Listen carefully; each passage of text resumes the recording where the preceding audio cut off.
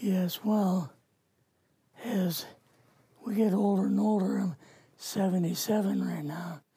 You can't live forever, you know. So if this procedure I'm going to have to clean the blood doesn't work, then I've got probably a few more months to make it before my kidneys shut down, you know. So that's kind of why I'm kind of going along with the interview at this time. You're seeing that what you went through is just too important for people not to know about. Yeah. Yeah. Can you just, can we start at the beginning with your military career and just walk through what exactly your experiences were? Was drafted into the military and got into the U.S. Army. After that, I was sent to the Signal Training Center in eastern United States. What year would this be? 58. I went through the Signal Training course. And at that time, I went through the radio teletype course and also the cryptography course, crypto. They had 5 instructors that were getting out of military service. So they pulled the top 5 students, and I was 3rd in the class. So I got pulled as an instructor. Now, were you at this time also working yet for CIA? No. Not yet? No.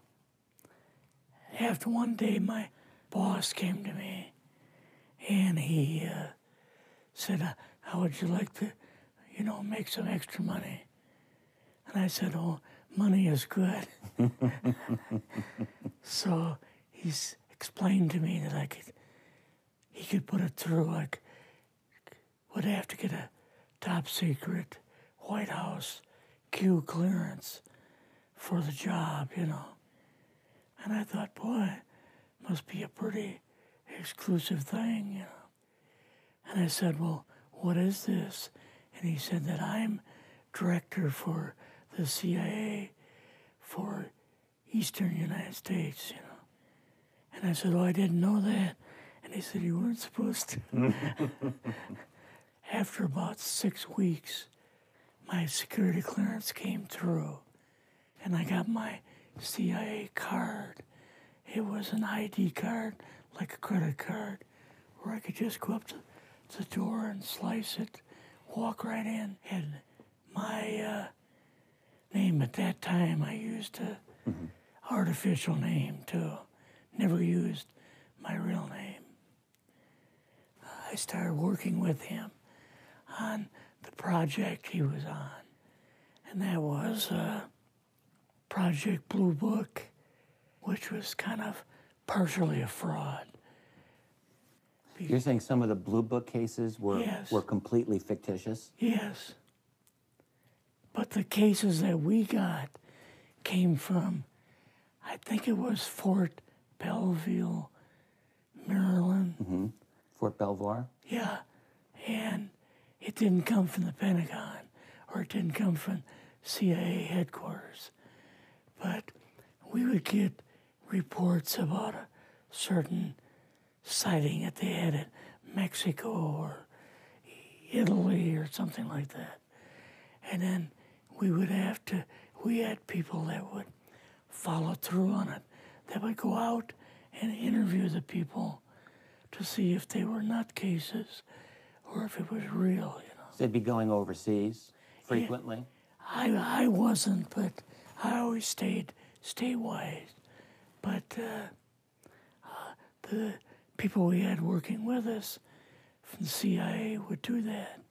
We would get like a new report probably a couple times a week. I was coming into the Army fresh off the farm, so I really didn't have much knowledge of anything, but my boss filled me in on Project Blue Book and what they had found so far. as far as Greys and aliens and the Roswell incident. How did you feel when this first got dumped on you? When you first learned about this? I was just kind of overwhelmed with all of this, you know. And I said to him, I don't know if I'm going to be able to be a judge of this type of thing. What's real, what's not, when I don't have much knowledge of it, you know. So... What did he say? He said, well, we have to build the information as we go, and you'll see how this thing is working out. And then the other thing is, of course, you really weren't able to tell family or close friends, obviously. No, I couldn't tell anybody. In fact, I had to take a vow that I wouldn't tell anybody. A lot of it for 40 years, and more of it for 50 years, which is up in 2010. You're doing all this crypto work. You're looking at images, photographs, video. It's 1958, maybe the fall of 58. What happened after this? At that time, the Project Blue Book thing kind of went pot, you know. If you remember back in those days, they